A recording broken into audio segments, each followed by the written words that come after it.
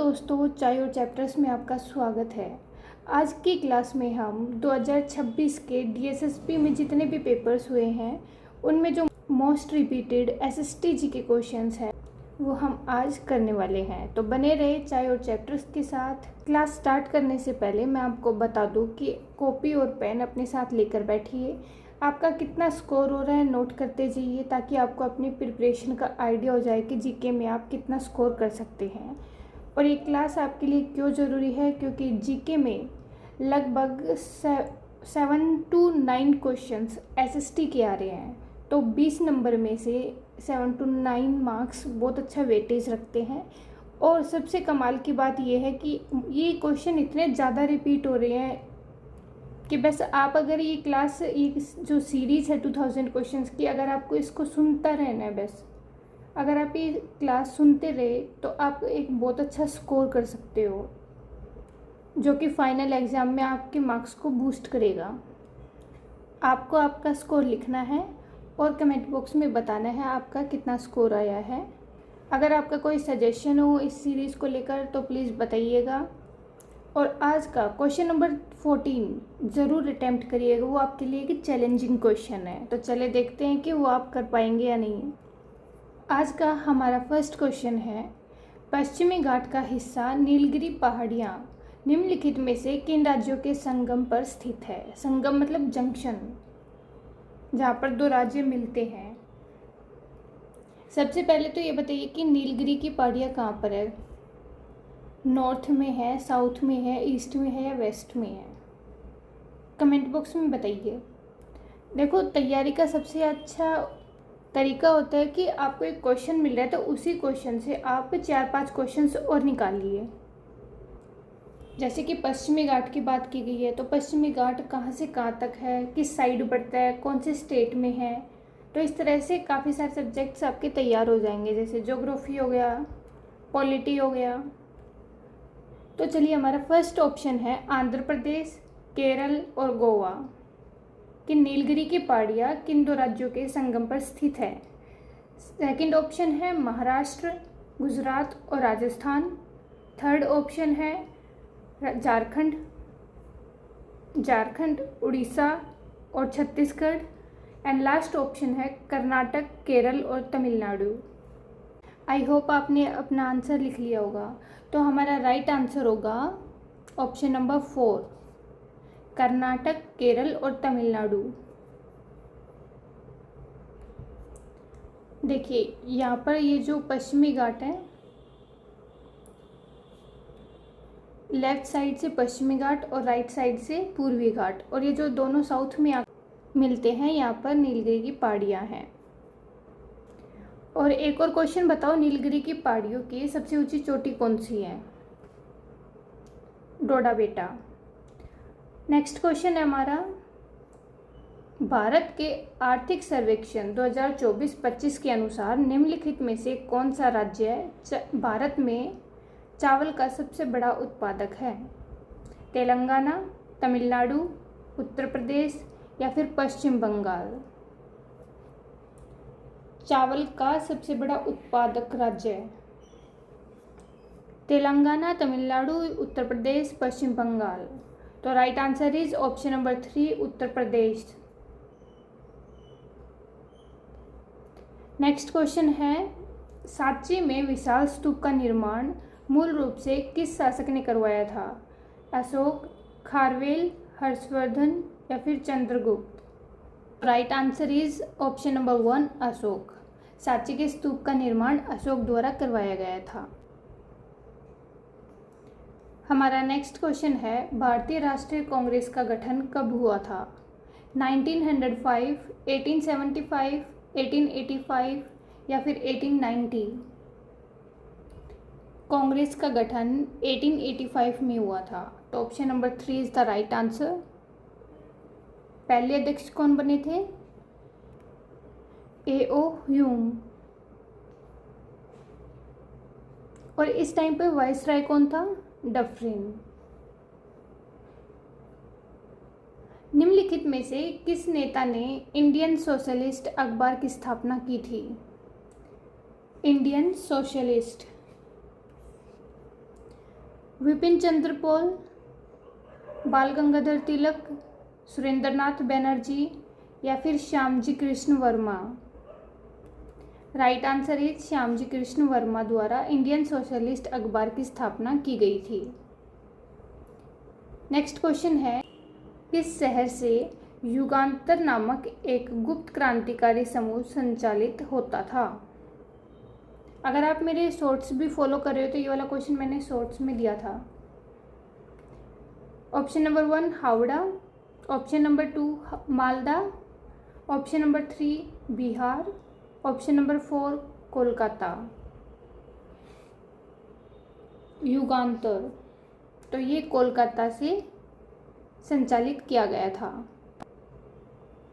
हमारा next question है, भारत में राष्ट्रीय आय लेखांकन की आय पद्धति में निम्नलिखित में से किस कारक फैक्टर इनकम का घटक नहीं माना जाता है? राष्ट्रीय आय लेखांकन की आय पद्धति में फैक्टर इनकम का घटक नहीं माना जाता है। मजदूरी और वेतन, सब्सिडी, लाभ या फिर किराया। तो जो सब्सिडी है वो फैक्टर इनकम का घटक नहीं माना जाता है।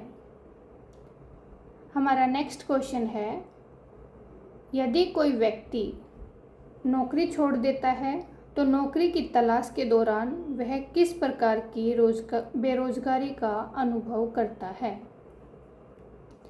बेरोजगारी का अनुभव करता है। मौसमी बेरोजगारी, ये खाने वाली मौसमी नहीं है, सीजनल है ये, ठीक है। सीजनल अनएम्प्लॉयमेंट, ग्रेषणात्मक, संरचनात्मक या फिर चक्रीय। तो हमारा राइट आंसर होगा ऑप्शन नंबर 2 ग्रेषणात्मक बेरोजगारी। इसको फ्रिक्शनल अनएम्प्लॉयमेंट भी कहते हैं। इसमें क्या होता है कि अगर कोई व्यक्ति आज नौकरी छोड़ देता है तो उसको दूसरी नौकरी मिलने में बहुत ज़्यादा स्ट्रगल करना पड़ता है, जल्दी से उसको कोई जॉब नहीं मिलती, एक लंबा गैप हो जाता है दोनों जॉब के बीच में। ऑप्शन नंबर 3 है संरचनात्मक, स्ट्रक्चरल। तो इसमें क्या होता है कि जैसे कि कोई कंपनी है, उसको चाहिए कि जिसको एक एआई की अच्छी नॉलेज हो, ऐसे एम्प्लॉयज़ चाहिए, लेकिन उनको ऐसा कोई मिल नहीं रहा। और दूसरी तरफ है ऐसे लोग जिनको जॉब की ज़रूरत है लेकिन वो उस जॉब में फिट नहीं हो पा रहे। तो मतलब कि श्रमिकों की मांग और कौशल के बीच एक असंतुलन सा बना हुआ है। फिर आता है चक्रीय बेरोजगारी, साइक्लिकल। इसमें क्या होता है, आर्थिक मंदी के दौरान अगर कोई कंपनी एम्प्लॉयज़ कम कर देती है तो उसको बोलते हैं चक्रीय बेरोजगारी। हमारा नेक्स्ट क्वेश्चन है, CRR नकदी आरक्षित अनुपात क्या है? Cash reserve ratio. Option number 1 जनता से एकत्र किया गया कर, बैंकों द्वारा RBI के पास रखी गई जमा राशि का अनुपात।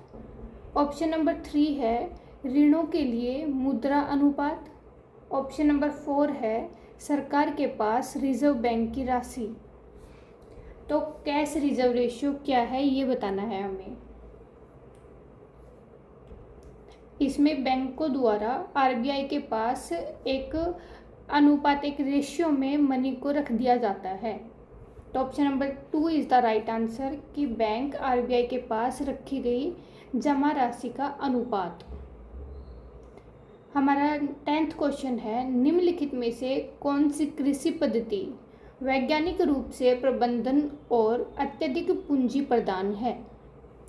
कृषि पद्धति के बारे में बताना है, अच्छे से पढ़ना, जल्दबाजी बिल्कुल भी नहीं करनी है क्योंकि ऐसे क्वेश्चंस बच्चों के बहुत ज़्यादा गलत होते हैं।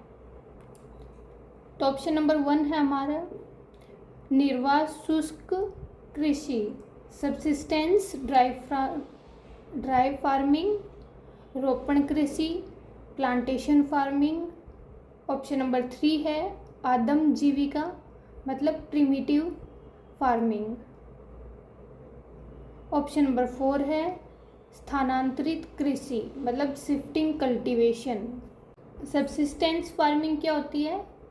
मतलब लोग किसान अपने खुद के लिए अपनी आवश्यकताओं की पूर्ति के लिए फसल उगाते हैं। प्लांटेशन फार्मिंग क्या हो गया? जैसे किसी ने चंदन के पेड़ उगा दिए, केले की हो गई, जूट की हो गई, ये सभी प्लांटेशन फार्मिंग होती है। एक स्पेसिफिक क्रॉप उगाई जाती है। ऑप्शन नंबर 3 है प्रिमिटिव फार्मिंग। इसमें क्या होता है, जो पहले के टाइम पे बिना किसी मशीन के सिंपल से औजारों के साथ जो फार्मिंग की जाती थी उसे कहते हैं प्रिमिटिव फार्मिंग। लास्ट ऑप्शन है शिफ्टिंग कल्टीवेशन, जो कि हम स्कूल में सबसे ज़्यादा पढ़ते हैं। तो शिफ्टिंग कल्टीवेशन क्या होती है? एक पैच ऑफ लैंड को जलाकर उसको क्लियर साफ किया जाता है, उसके ऊपर फिर से कल्टीवेशन की जाती है और फिर फसल पकने के बाद उसको काट दिया जाता है और जो बचा हुआ जो भी रह जाता है उसको फिर से जला दिया जाता है और दूसरी जगह पर मूव कर जाते हैं। इसका दूसरा नाम है स्लैश और बर्न खेती।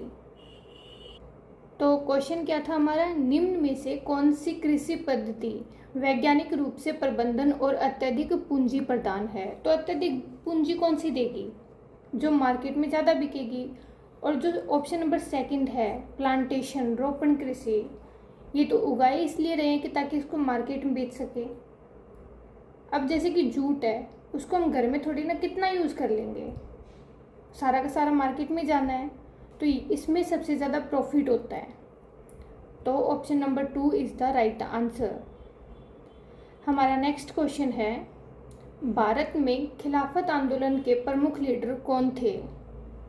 ऑप्शन नंबर 1 बिपिन चंद्र पाल और लाला लाजपत राय, राजेंद्र प्रसाद और मदन मोहन मालवीय। ऑप्शन नंबर 3 है मोहम्मद अली और शौकत अली। लास्ट ऑप्शन है मोतीलाल नेहरू और CR दास। यहाँ पे एक गलत प्रिंट हो गया है। तो बताओ भाई, खिलाफत आंदोलन के प्रमुख लीडर कौन थे? मोहम्मद अली और शौकत अली। हमारा नेक्स्ट क्वेश्चन है, बाल गंगाधर तिलक ने होम रूल लीग की शुरुआत किस वर्ष की थी? 1916। अगर आपको क्वेश्चंस अच्छे लग रहे तो चैनल को लाइक शेयर और सब्सक्राइब जरूर करिए। आपकी कोई डिमांड है या फिर आपको क्लास में कोई कमी लग रही है तो आप प्लीज़ कमेंट बॉक्स में बताइए। बाल गंगाधर तिलक ने होम रूल लीग की शुरुआत किस वर्ष की थी? 1916, 1906, 1917 या फिर 1919? 1916 इज द राइट आंसर। हमारा नेक्स्ट क्वेश्चन है, भारतीय राष्ट्रीय कांग्रेस के अध्यक्ष के रूप में नेतृत्व करने वाली पहली भारतीय महिला कौन थी? सरोजनी नायडू, विजयलक्ष्मी पंडित, सुचेता कृपलानी, नंदिनी सत्यपथी। हमारा राइट आंसर होगा सरोजनी नायडू। 1925 में कांग्रेस सत्र के अधिवेशन की अध्यक्षता की थी।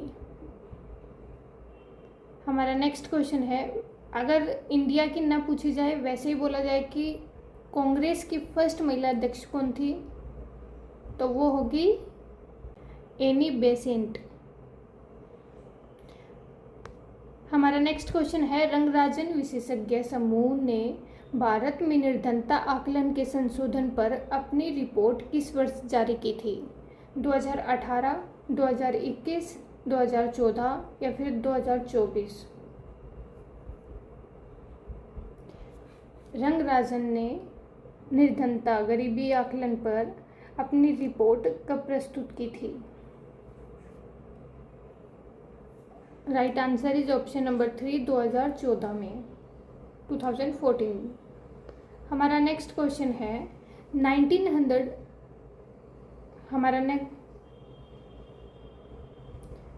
हमारा नेक्स्ट क्वेश्चन है, 1931 का गांधी इरविन समझौता मुख्यतः किस सम्मेलन में कांग्रेस की भागीदारी सुनिश्चित करने के लिए हस्ताक्षर किया गया था?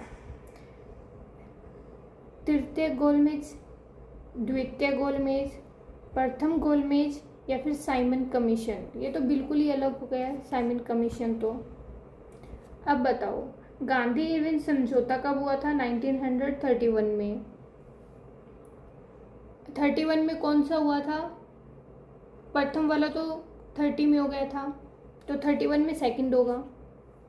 तो राइट आंसर होगा हमारा सेकंड गोलमेज सम्मेलन में गांधी इरविन समझौता हुआ था।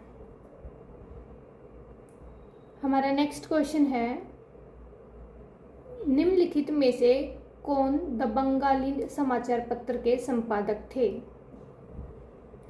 लाला लाजपत राय, बाल गंगाधर तिलक, गोपाल कृष्ण गोखले या फिर सुरेंद्रनाथ बैनर्जी?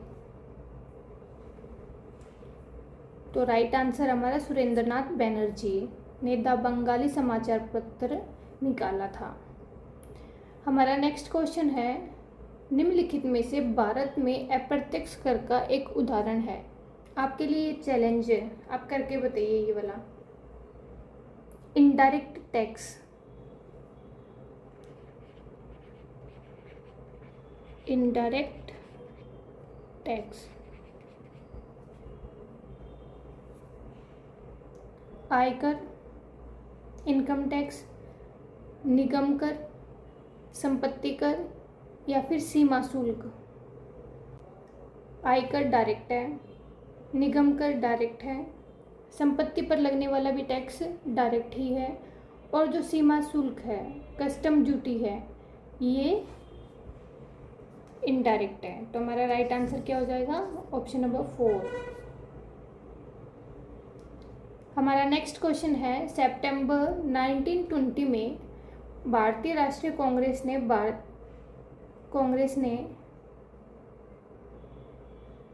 असहयोग कार्यक्रम को स्वीकृत। सितंबर 1920 में भारतीय राष्ट्रीय कांग्रेस ने असहयोग कार्यक्रम को स्वीकृति देने के लिए अपना विशेष सत्र कहाँ आयोजित किया था? कलकत्ता, नागपुर, इलाहाबाद या फिर कराची में? 1920 में। राइट आंसर हमारा कलकत्ता में। हमारा नेक्स्ट क्वेश्चन है, निम्नलिखित में से किसने 1943 में अंडमान और निकोबार द्वीप समूह को ब्रिटिश शासन से स्वतंत्र पहला भारतीय क्षेत्र घोषित किया? जवाहरलाल नेहरू, सुभाष चंद्र बोस, महात्मा गांधी या फिर सरदार वल्लभ भाई पटेल? सबसे पहले अंडमान और निकोबार को एक स्वतंत्र क्षेत्र घोषित किया था किसने? सुभाष चंद्र बोस जी ने। हमारा नेक्स्ट क्वेश्चन है, निम्नलिखित में से किसे लोकप्रिय रूप से बम्बई का शेर, लाइन ऑफ द बॉम्बे के नाम से जाना जाता है? दादा भाई नौरोजी, फिरोज शाह मेहता, गोपाल कृष्ण गोखले या फिर बाल गंगाधर तिलक? तो हमारा राइट आंसर होगा फिरोज शाह मेहता को बॉम्बे का लाइन ऑफ द बॉम्बे कहा जाता है, बॉम्बे का शेर। हमारा नेक्स्ट क्वेश्चन है, निम्नलिखित में से किस नीति आयोग ने भारत में त्रिस्तरीय पंचायती राज व्यवस्था की अनुशंसा की थी? त्रिस्तरीय पंचायती राज व्यवस्था? राजमन्ना समिति, बलवंत राय मेहता समिति, स्वर्ण सिंह समिति या फिर सरकारी आयोग? हमारा option number 2 is the right answer, Balwant Rai Mehta समिति। हमारा नेक्स्ट क्वेश्चन है, भारत का सबसे बड़ा नाभिकीय ऊर्जा संयंत्र